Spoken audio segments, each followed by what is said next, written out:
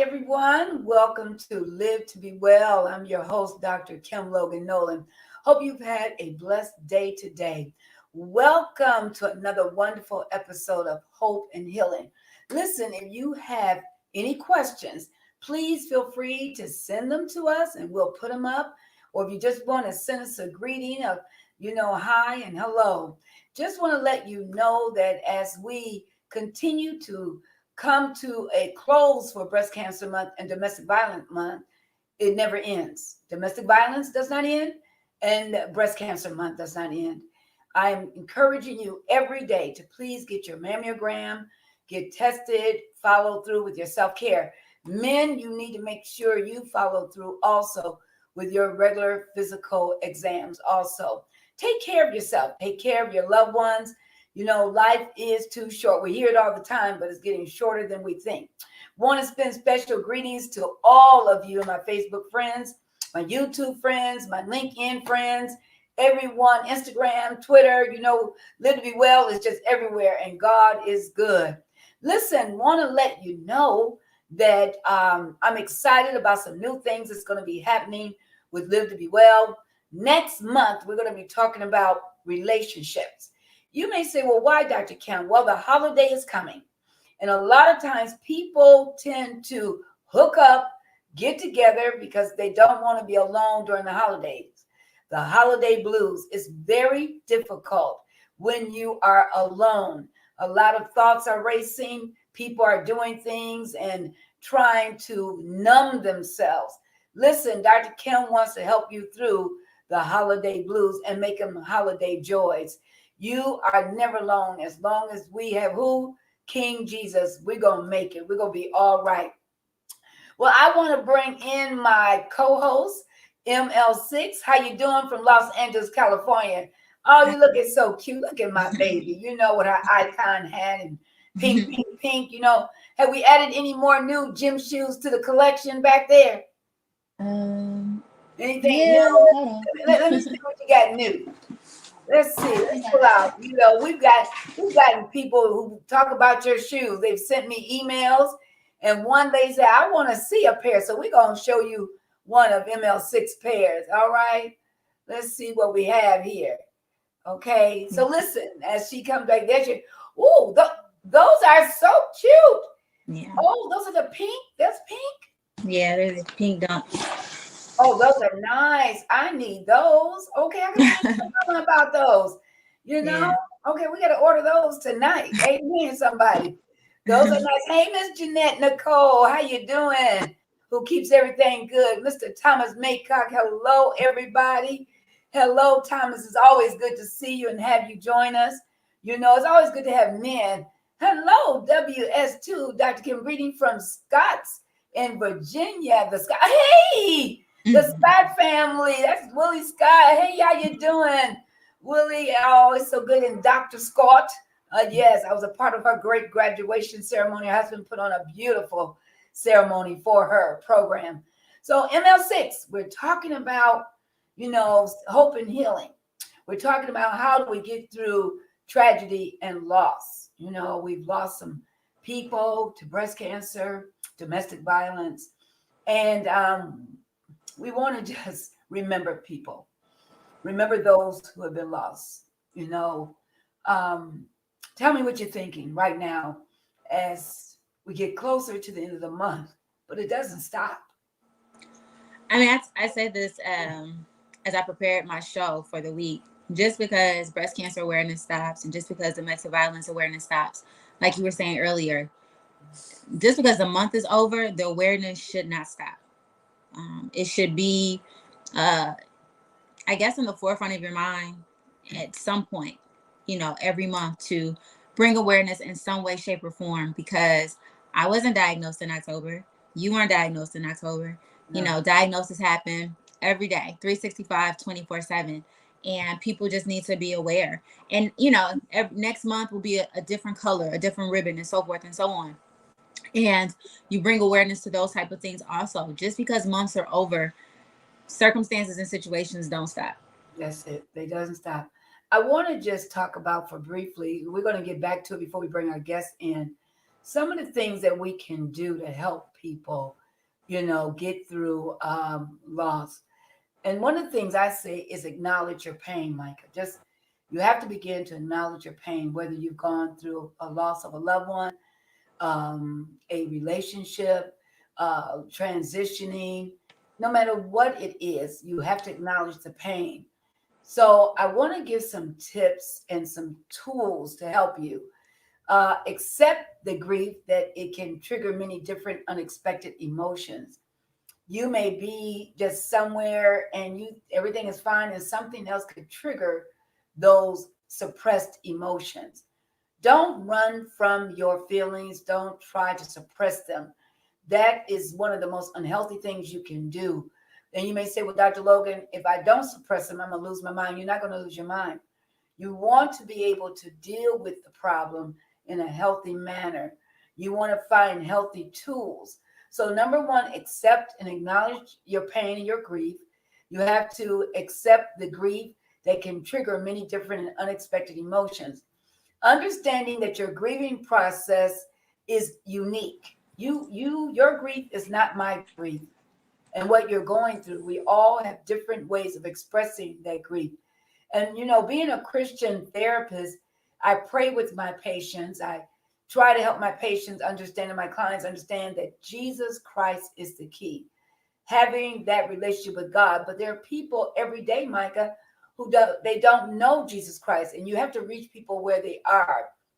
Another thing is seek out face-to-face support.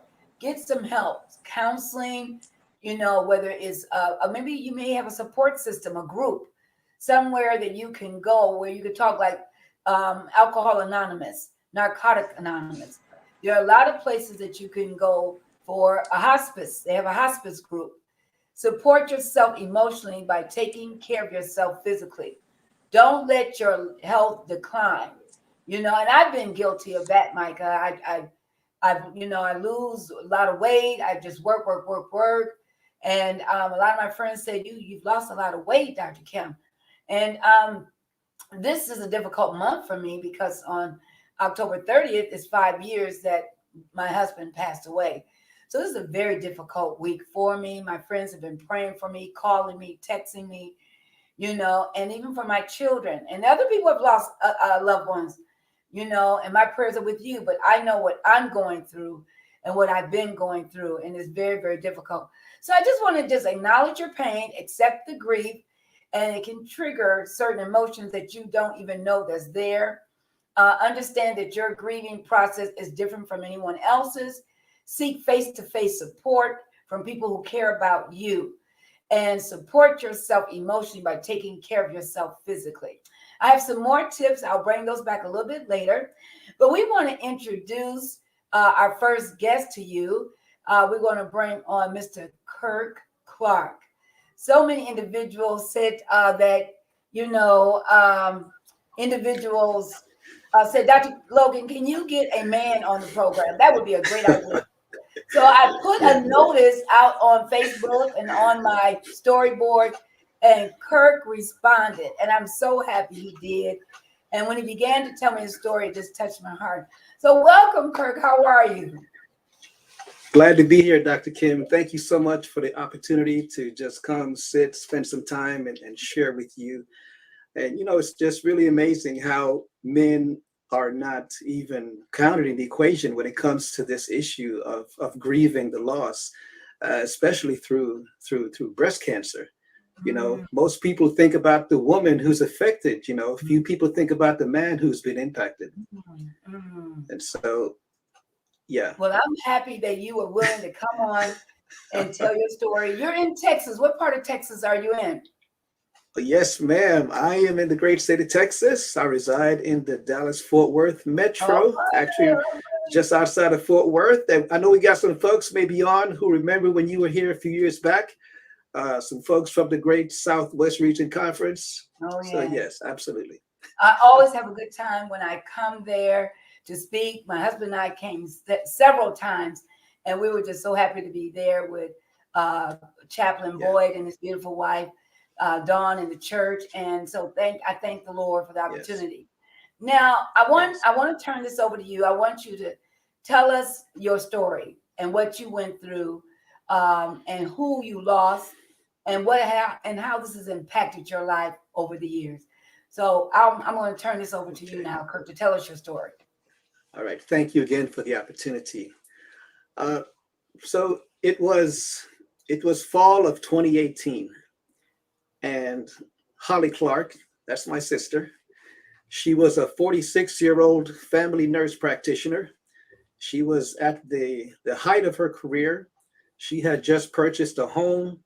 She was in the process of establishing a medical practice. She was looking forward to her then 17-year-old son graduate from high school. Holly was the kind of woman who just made things happen. She was larger than life. She never met a stranger. She lit up every room she entered. You know, she had that thing. She had it. She had presence. She was a hard worker. You know, our family is from the Caribbean, from Jamaica. So Holly was that typical Jamaican. They say Jamaicans have multiple jobs. That was Holly. She worked consistently. But beyond that, Holly was my sister who I loved. And so when I got the call that she had the diagnosis of breast cancer, I was just I was just floored. You know, I didn't know what to think in that moment. And I just began to almost go into this state of denial.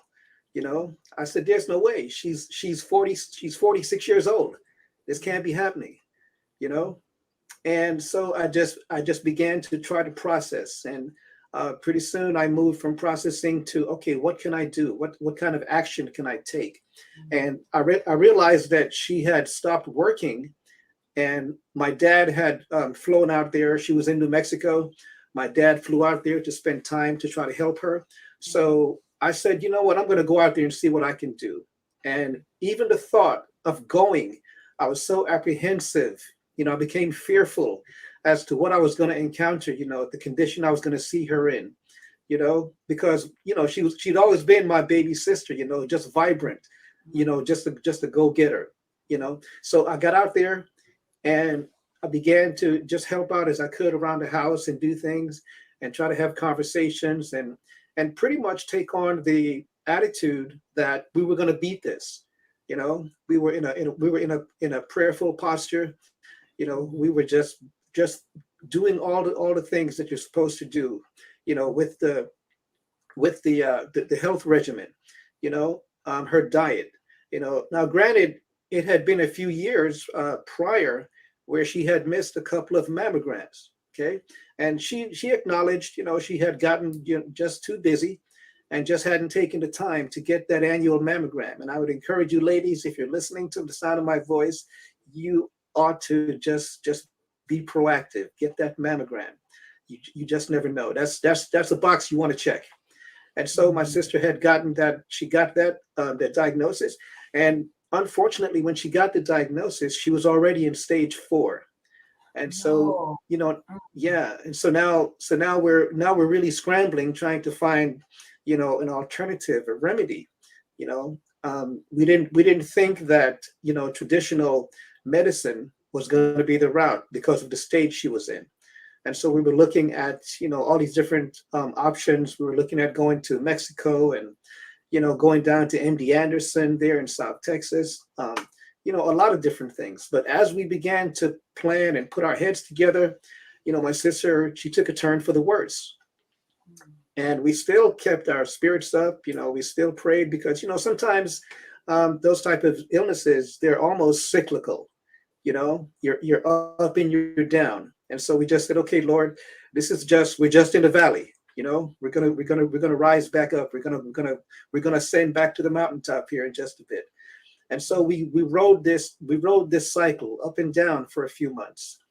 And after a time, things began to level out, and she began to feel better. She began to have in-home therapy. There was a regular therapist coming to work with her, and things were beginning to look really well.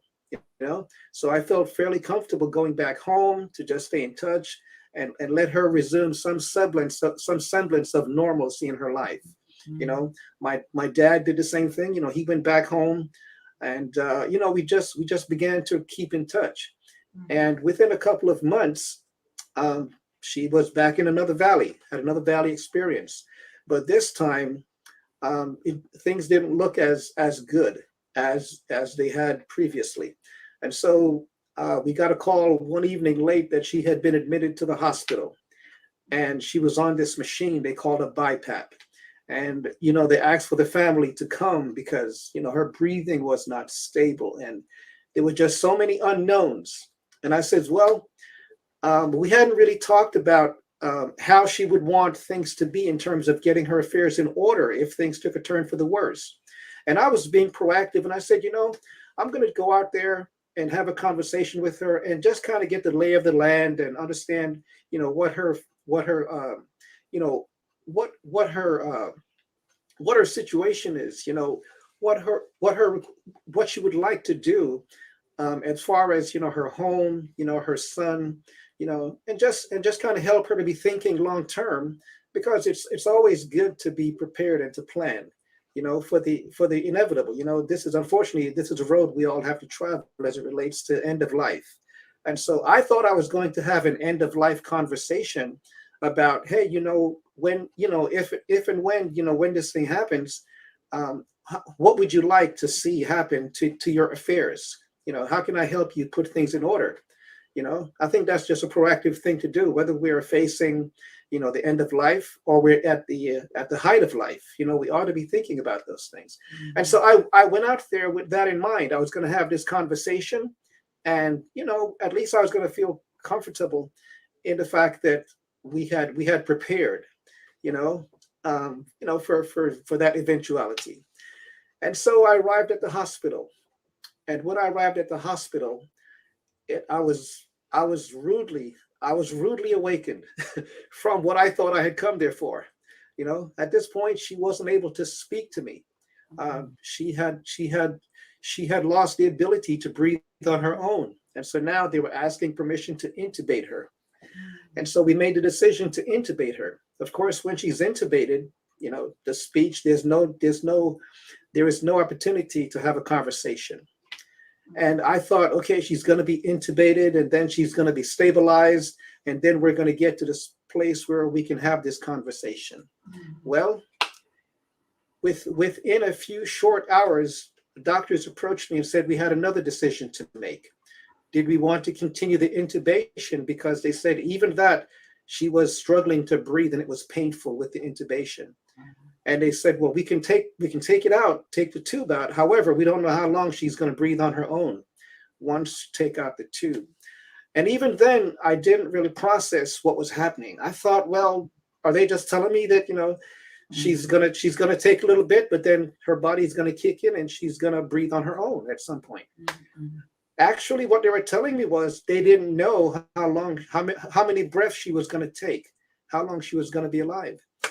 And I made that, I'll tell you, at about 10 p.m. that night. I had arrived there about 6 a.m. in the morning.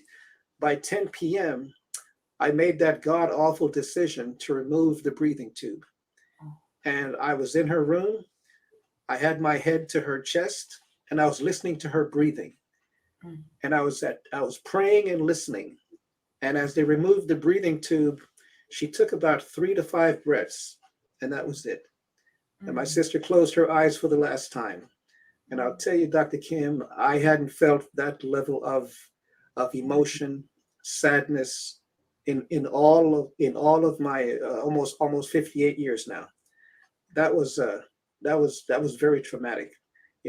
I cried like a baby. I literally cried like a baby. And to this day, it's been 2 years now. And just the thought of it, but I thank God that we had the opportunity to just share and spend time together. And as is the case, just to set aside those issues that we often have as siblings and grown-ups. And so I was at peace in knowing that we had that last conversation, and that she knows that I loved her. And I told her that we have an appointment, as believers, we have an appointment that one day at the tree of life, we're going to meet one another again. And so I hold on to that comfort even today. Okay, all right. Well, Kirk, I really appreciate you. What a testimony. And again, being a man to share the story that you have with your sister. And, Yes. Yes. you stated that she had missed several mammograms. And Mhm. again, did she ever just blame herself or say, if, did she go through that? Oh, absolutely. As a medical provider, as a practitioner, she absolutely did. She oftentimes had been on the other side of the table, encouraging women Right, and right, reading the test results and right. giving advice and counseling. So yes, she absolutely felt some dereliction of duty, Mm, by not taking care of herself, by not practicing the self-care that she often yeah. empowered and encouraged other women to do. Hmm, hmm. Let me ask you this. Her son, how old is he now and where is he? Oh, wow. Well, at the time, she left behind a 17-year-old. He is now, I think he's just about almost 20 years old. He's in just finishing up his first year of college. He wants to be an engineer. He actually chose to reside in the home that his mom had purchased. And so family has been there, constantly just being a source of support for him. Oh, But he's been dealing with it, in his own. He's had some therapy. good, good. He's thrown himself into his work, and Mhm, so he's been pleasantly distracted, I would say. mhm. Yeah. Now they say that genetically, that if a grandmother has passed from breast cancer, the gene itself can also be in her son. So that is something that I've been researching regarding men getting breast cancer. And Yes. so, was your sister the first person in your family to get breast cancer? I'm sorry. Say that again. Was your sister the first person in your family to get breast cancer? The only person? A- Actually, no, she was not. Surprisingly, in 2013, my mom had a case of cancer as well. She had some complications. She had a couple of different cancers, but my mom came down in 2013, and Mm. she passed. And then sadly, 7 years later, my sister got sick as well. And your mother had breast cancer? Yes, that was one of the diagnoses that she had. That she had. Okay. Yes. All right. Well, Kirk, stand by. We're going to bring you back and ask you some more questions. I know this is very emotional, but at the same time, I know that God is good. It says, My Father's delight. Hi, Dr. Logan and Kirk. Good to hear a man's perspective on grief. Yes. Yes. And we're Yes. going to, I want more men to come on. Miss Maddox, I can really relate. Yes, she's lost a father. She's lost a Mm. brother. She's been going Wow. through a lot, and then caring for her mother. So yes, prayers for Kirk's family. Yes, Yes. thank you for Thank you. being Thank you so vulnerable. much. Jeanette says, Yes. thank you for being vulnerable and sharing your story.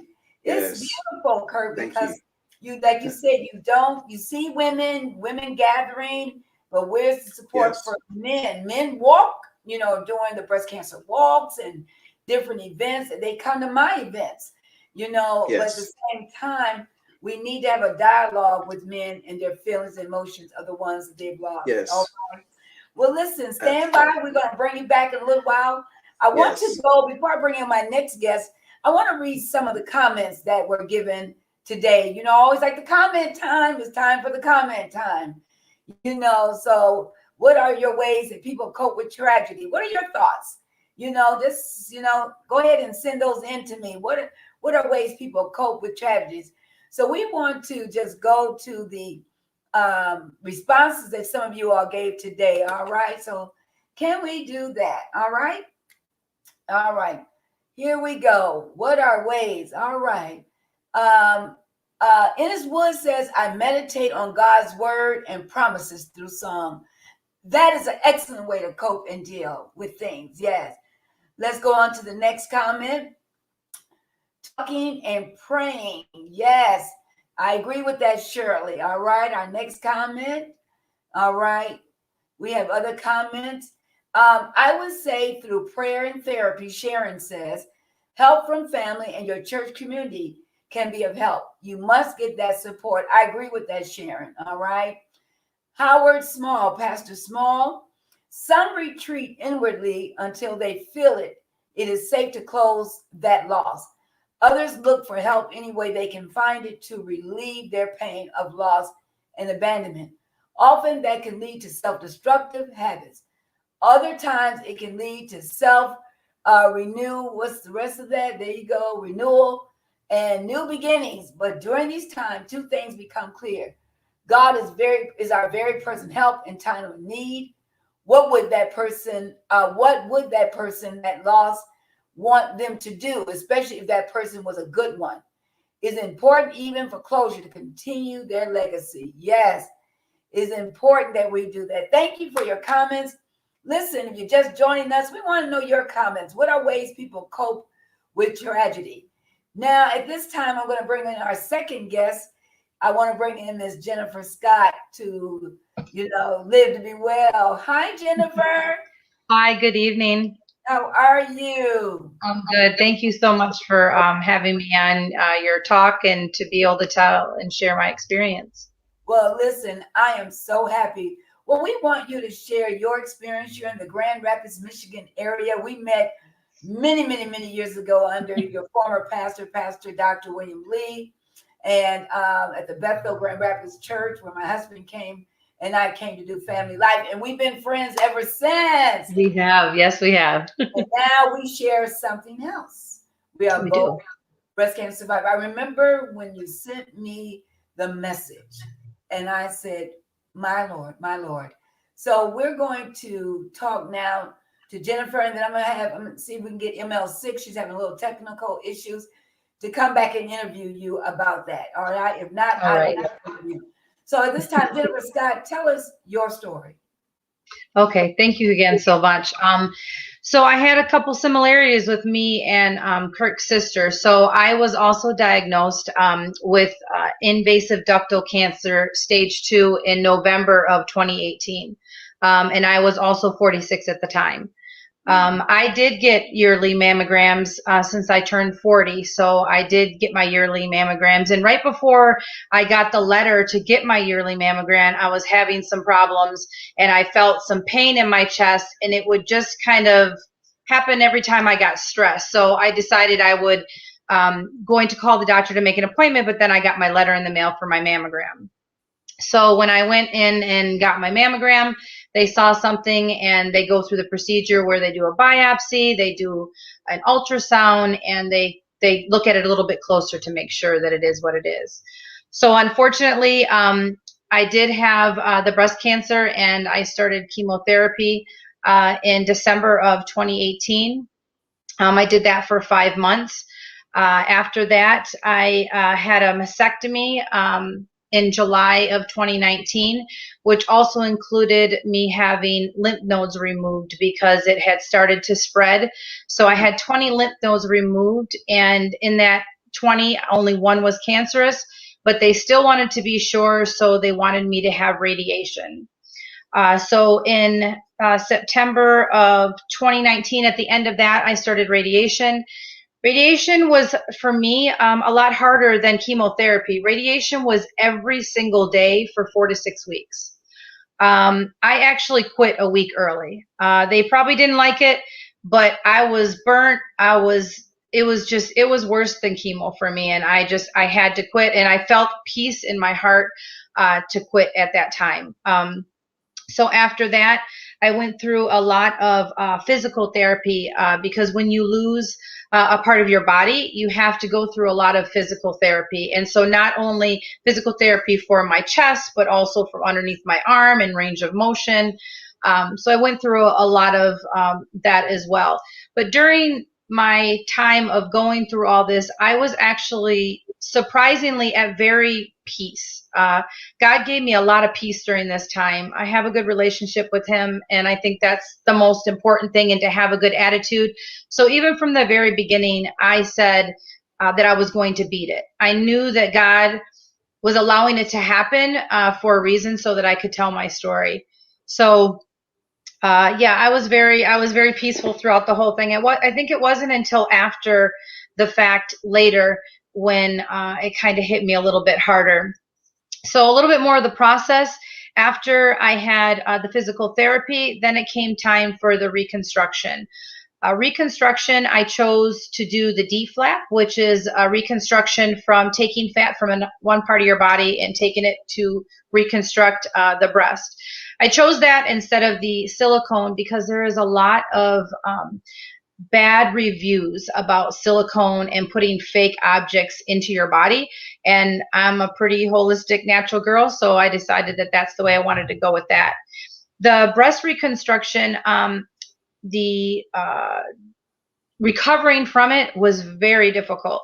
It was a 6 to 8 week recovery, and it was just very difficult. It was a long recovery. It was hard for me, being a very active person, to be going through recovery so long. I didn't have an outlet. I couldn't work out. And I'm a big workout person, so that was difficult for me. But again, going through the whole situation, I was going to church. I was, as soon as I could lift up my hands this much, I was raising my hands. I learned a lot. I went through a lot of relational things with God during my cancer. I learned how to worship. I never learned how to worship before, so I learned what world worship was. It was just, it was a good experience during that. It was really the after, because I think I was going through so much peace that afterwards I was like, oh, I think it's going to hit me now. So yeah, that's pretty much my story. Wow, Jennifer, my Lord. I never knew all of that. I remember when they went into for my surgery and they had to go in and check. Do you know it's been since 2018? It's still very tender. And I have to continue to do my arm exercises a lot better now. I'm up there now, okay? Yes. But, yes. But when I went back to my oncologist and my radiologist said, you must do those exercises. Yeah. So I can only imagine what you went through. And I too had 4 weeks of radiation, and you had the 6 to 8, and you stopped a week early. You know, tell me, how did this impact your family? So thankfully my son was 17 at the time. No, he was 16 at the time. So thankfully he was able to kind of take care of himself, because I am a single mom. And I did have to go to work. So I did work 20 hours a week. So I would go to work on Monday, and all day Monday, all day Tuesday, half a day Wednesday, and then I would go straight from work to chemotherapy on Wednesday. And then I would recover over the weekend and do it all over again. So it impacted my family, but I was very blessed to have my mom. My mom was with me at almost every single doctor appointment, every single chemo appointment. And so that was very helpful as well. My son took it really well, surprisingly, being 16. I think it's in the way that we were raised, and having faith and trusting God through the situation, that he was able to handle it the way that he did. Now, let me ask you this. Your team that was working with you, what type of diet were you on? I was vegan, so were you on any type of particular diet, fruits, smoothies? What were you doing?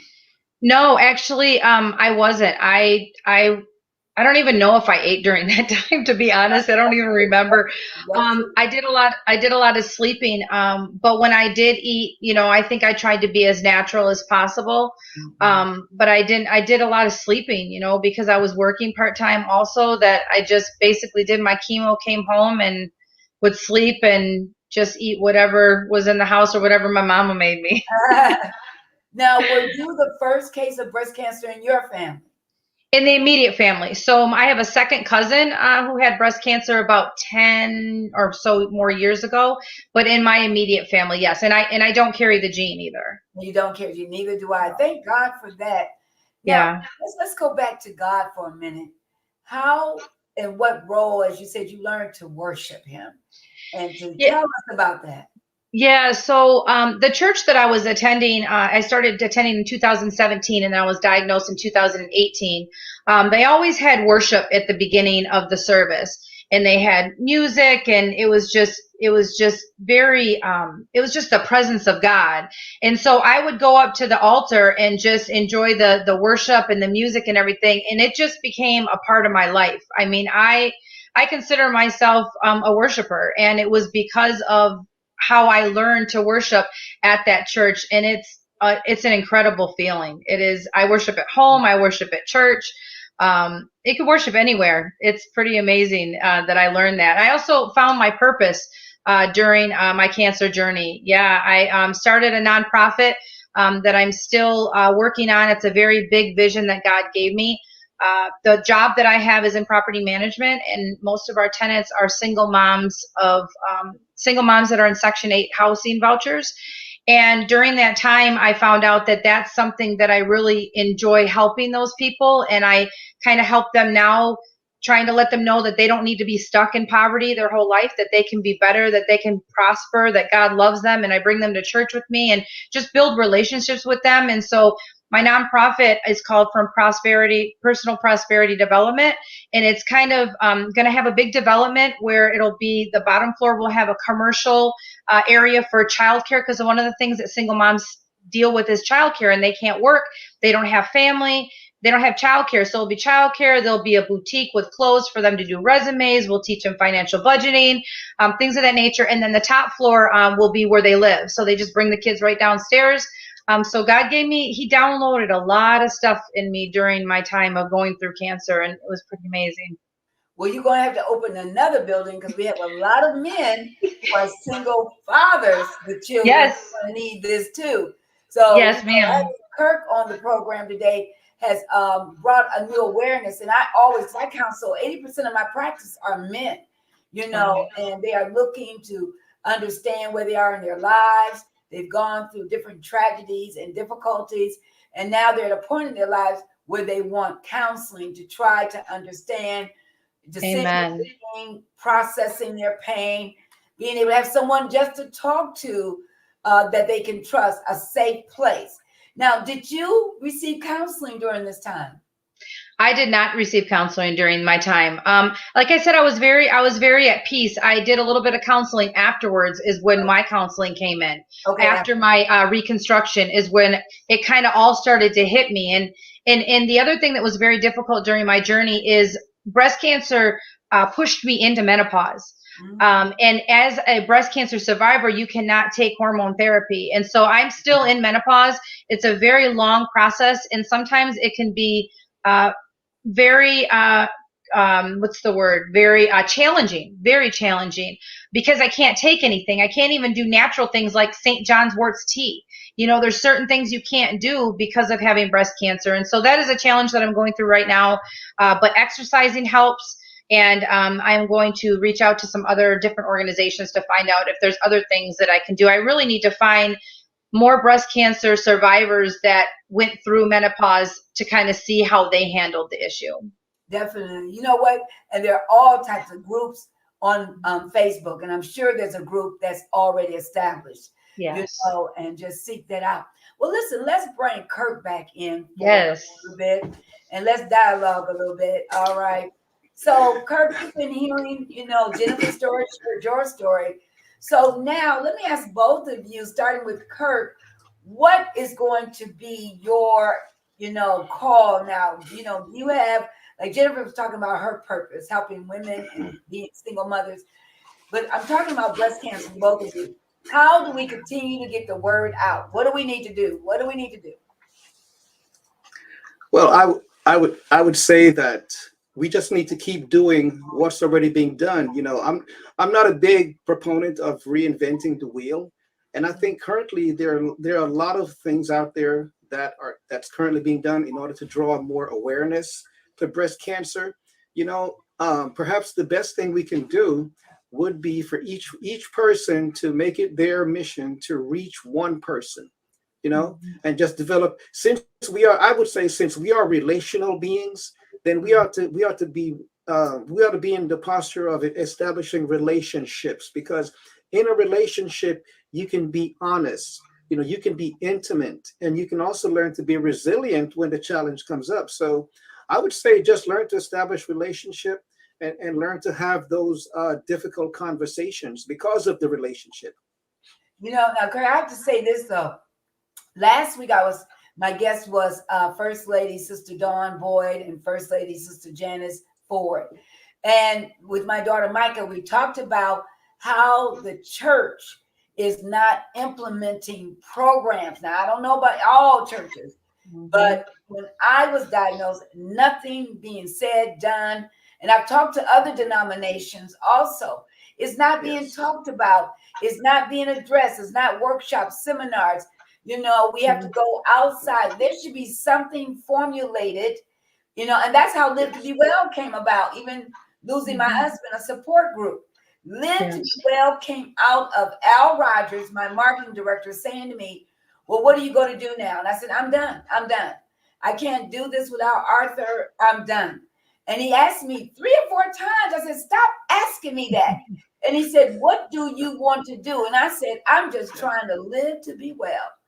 And that became our new motto: workshops, seminars, breast cancer walks, everything that I've been doing. I am on a mission with my daughter, so I had to start all these programs, the shows, even with 3ABN and Dare to Dream. They changed the name of the show to Live to Be Well. So I am on a mission to help people understand, writing books. So we've got to do something, going to our women's ministry leader and say, we, outside of October, we need something said every month about breast cancer. We need to talk about this. We need to talk. So what's going on in your church? Do you hear things talked about? This is Breast Cancer Month, domestic violence. Did you hear anything going on in your church? Well, No. there are, well, I hear some, and I hear some things through the church, not enough, as you're saying, certainly not enough. However, I would like to maybe look at it with a little bit more of a nuance, because as a man, I don't think that men are even factored into the equation, and I think as a man, we really need to understand our role in the process. The grieving affects us differently when the diagnosis comes about, and I think men have to be able to process those things separately. So I would tap into the what you just mentioned, Dr. Kim, about churches being involved in programming and speaking to the process, but specifically, perhaps the men can also step into that arena and actually start having those conversations about how to process that thing, and the fact that it's healthy to go through it, Definitely. in order to build that emotional resilience and that relationship intimacy that's required when a woman goes through that. A man has got to draw close to her. He's got to come alongside her, and he has to understand how to do that. Definitely. Yeah. Even when women go through menopause, husbands, you need to understand the impact of what's going on. Jennifer, what about you? And then I want to ask, and ML6 is back. So Jennifer, what about you?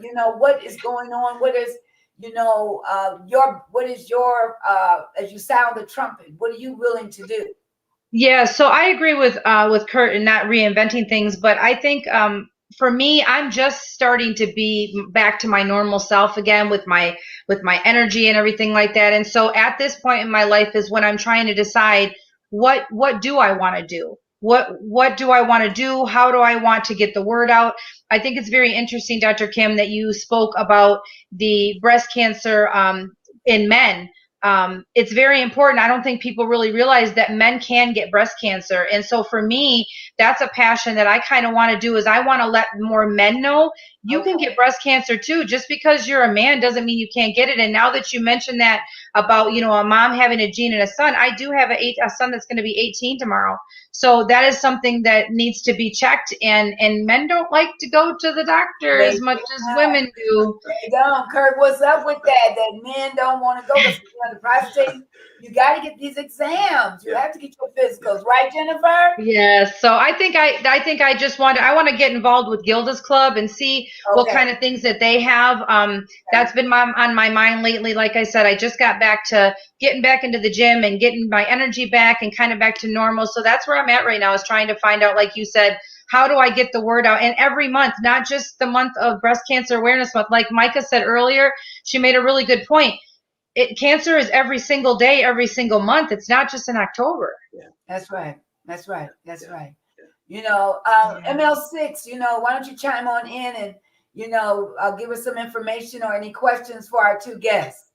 Honestly, they've been good. I know I've been in and out, but before I even started this, I really wanted to just kind of take a step back and just listen to you all, especially because we had a male and another survivor. Just hearing from you all and just hearing you all stories, your perspectives, and your voices on it, because so many times people, especially with I know we're calling you out, Mr. Kirk, but a lot of people don't hear the perspective of a caregiver, of someone who's someone's family member who has had to watch somebody go through that, and helping them through a process, because it doesn't just happen to the person through cancer. Granted, yes, it's happening to our bodies, but our loved ones are affected by it in some way, shape, or form. And that's just the reality of the situation. So I do appreciate your voice on the matter. And Jennifer, just hearing your story and you acknowledging the fact that you want to get your son to make sure that he's tested and things of that nature. I mean, we can even talk about Matthew Knowles, Beyonce's dad. He had breast cancer, and you know, it's in her family trait because of her father. You see what I'm saying? So a lot of people don't talk about that, but that was a real situation that Matthew Knowles had to had to deal with. So it's very important, and I'm just happy to hear you all stories. So I really don't have much to say. You guys have been covering everything so eloquently, and I'm just really appreciative for you all being a part and sharing your lives with us on Live to Be Well. Yeah. Well, listen, before I want to give some pointers here, and then Kirk and Jennifer, you can chime back in, or ML6. You know, coming from a therapeutic position, I look at people's lives every day. I talk to people every day. Is what I do as a mental health specialist, almost 40 years now. So one thing I want to say, people can take steps to help themselves and their family members and each other cope with the stress. The stress, you know, I really want to touch on that stress, anxiety, depression, and, you know, the grief of it. Experience your thoughts, express your thoughts and your feelings. Don't suppress them. It's all right to cry. Micha brought that out in our last 2 episodes. You know, you can share your tears. It's a part of your healing. Talk about your thoughts and your feelings with someone you can trust in a safe space. Take better care of yourself. Take time to heal. Don't rush the process. Have empathy for yourself. You know, you've got to love on you and moderate your news intake. Sometimes you got to shut the world out, and you have to go through much. And I'm sure, Kirk, you were there when your sister took her last breath. You had to make a serious decision, you know. And Kirk, did you do counseling for yourself? I know you said your nephew did, but did you do counseling? I did not do counseling specifically for that.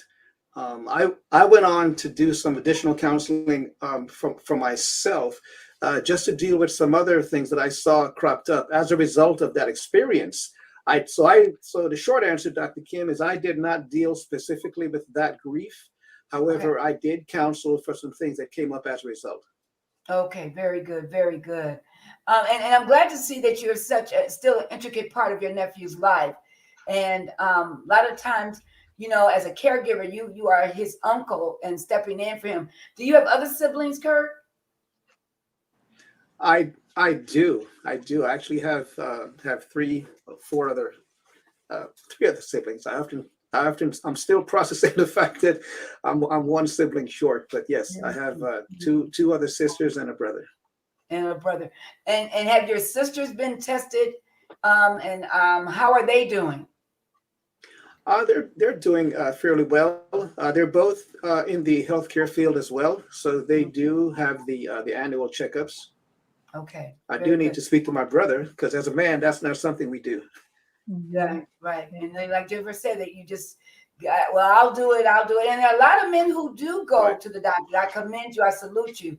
But we want all of Right. us as a body. Jennifer, you have other siblings. I do. I have one biological sister, and I have a few stepsisters. Okay. And Four to be.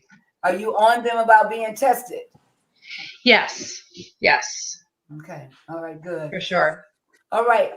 Another thing I want to add is pace yourself as you go through any type of loss. Take breaks, come up for air. You know, during COVID, it's hard to get, vacations and things, but we could take some many little breaks within our own city. Be patient with yourself as you go through this loss, Kirk, Jennifer, ML6, even myself. I'm still very patient with myself. Sometimes we lose control, and my patients are out of control. They're all over the place. And I tell them, forgive yourself for not being able to control the situation. It's in God's hands. It's in God's hands. And release all self-criticism. Get rid of the negative people. And you got to get rid of negative things in your life, because that stress could cause a lot of health problems. Yes. And holding on to bitterness, holding on, I'm mad at God, I'm mad at this person, I'm mad at that person. Listen, it is time for us to resolve relationships. It is time for us to resolve family matters. It is time, because time is passing. And would you agree with that? Absolutely. Absolutely. All right. The time has gotten away from us. It's already 10:09. This is so good. So, Jennifer, closing encouraging words, and then Kirk, encouraging words to our audience. And then ML6 and I are going to be doing a tribute to my husband and her father. So, closing words. So I just want to encourage everybody that's listening or that may watch the replay, whether you're a female or a male, to get checks for your breast cancer, or for mammograms or regular health checkups, because it can affect anybody. And as I mentioned earlier, I don't even carry a gene, and I had stage 2 breast cancer. So I just encourage people to just get checked out, and just don't get busy, because it can creep up. Unfortunately, that's what happened to Kurt's sister, and it can happen to anybody. And so I just encourage everybody just to continue to get their checkups, and not to be scared, because if it's caught early enough, the survivor rate is a lot higher. Yes. Thank you, Jennifer. Yes, Kirk? Yeah. Yes. I'd like to just speak to the men for just a moment. Okay. And acknowledge the fact that we often feel pushed away by grieving. Oftentimes we don't see that it's loneliness that's growing as a result of the grieving. I didn't even recognize my own experience. I didn't even recognize it as grief. I was descending into this place, and my emotions was all over, and my feelings began to focus more on the physical symptoms. So as a man, I would say, pay attention if you experience any type of weight gain, you experience like back pain, headaches, this mental fog that I felt myself going in, and just recognize that you and we need to be able to process our grief in a safe space. And also, as a man, talk with your doctor and see if you are in that profile that you ought to be concerned about having those annual checkups as part of your annual physical. I believe there may be a profile that men fall into, and you ought to be having those conversations with your doctor. Mm-hmm. I appreciate that. Well, Kurt, we look forward to having you and Jennifer back, and we don't have to wait till October. We don't have to do that. ML6, closing remarks or words?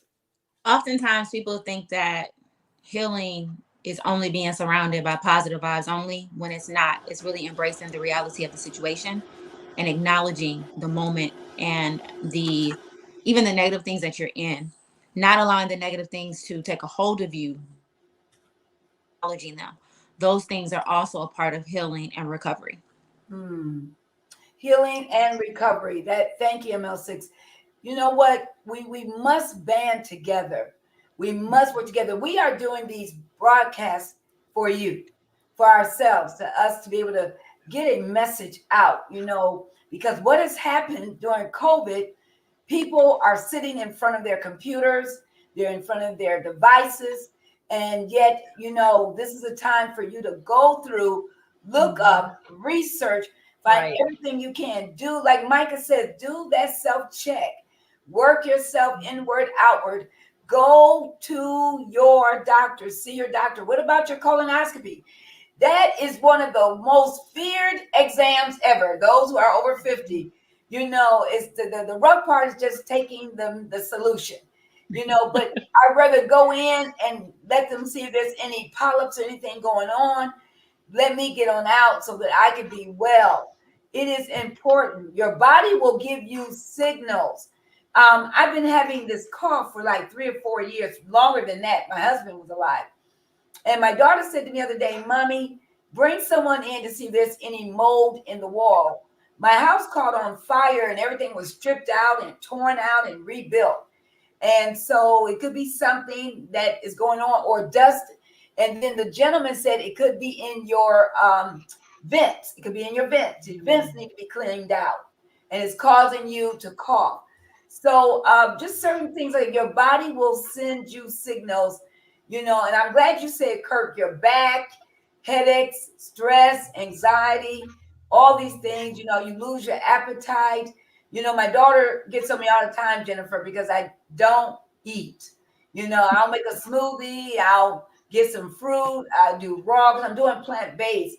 So, Mommy, you got to eat. And you know what, Micha? Today I felt it. I was in a meeting for 4 hours and I couldn't leave the seat for 4 hours. When I got through, I went and got me some cabbage, some cornbread, some sweet potatoes. I had, you hear me, some plantains. I ate all that, Mike. I ate everything. All right. So your body will tell you. Listen to your body. Well, listen, Jennifer and Kirk, I want to thank you so much. We'll meet you back in the breakout room. We love you, and we're so happy that you're with us still, Jennifer and Kirk. We're praying for you, your nephew, your family, and that when Jesus comes again, we'll all meet again. And we look forward to seeing your sister. And by and by, we'll all be together again. God bless you both. I'll see you shortly. Thanks, Dr. Kim. Thank you. ML6, a little frozen. Okay. Okay. They can still hear me. Okay, go ahead, ML6.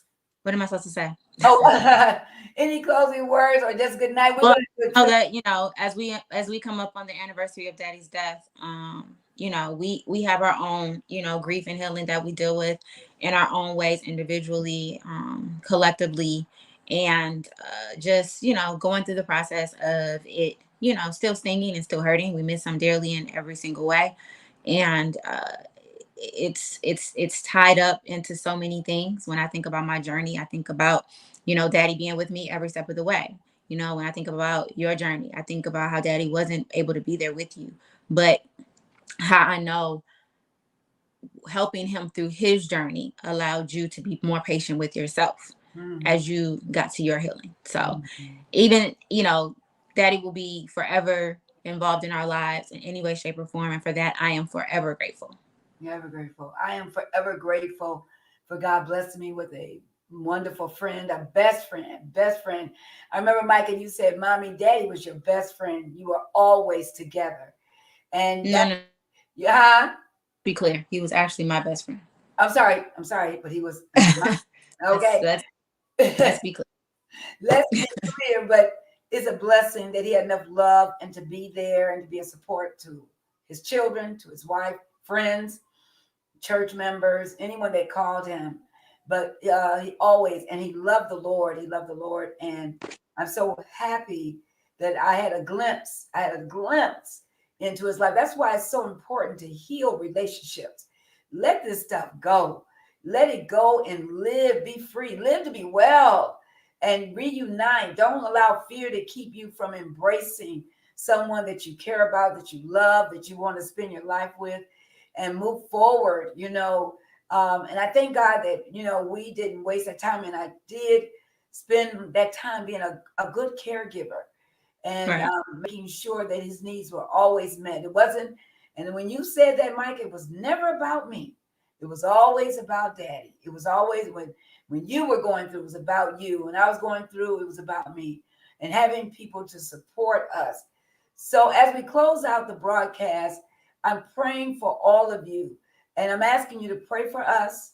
October 30th marks 5 years since we lost Brother Nolan. 5 years, Micah. You know, I was up in the bedroom and I was thinking, I said, it's been almost 5 years since I heard and talked to Daddy. And I got very emotional and I had to just get on my knees and pray, you know, and I went to 23rd Psalms. I went to Psalms 91 and I went to Psalms 30, verse 5. We've been endured for a while, but joy cometh in the morning. But then I found a new scripture in Psalms 30, verse 11, that he will turn your mourning into dancing. He will do it for you. So be encouraged, be strong, stay faithful to God. He is the key. He is the key. Your relationship with God is the key to all your relationships. And those who are still trying to figure this thing out, you know, he's already worked it out while you're trying to figure it out. So I say, God bless you. May God keep you. Thank you, Al Rogers, for another great episode. Thank you to all those who are viewing today. I'm Dr. Kim Logan-Nowlin. And I'm Micha, ML6 Logan. And from the Nowlin family, we thank you. Thank you. You are so welcome. Thank you. And let's keep each other in prayer and keep us in prayer as we approach October 30th, our 5-year anniversary of Brother Elder Arthur E. Nowlin, LMSW, a great godly man. Thank you for being with us tonight. God bless and good night. Good night.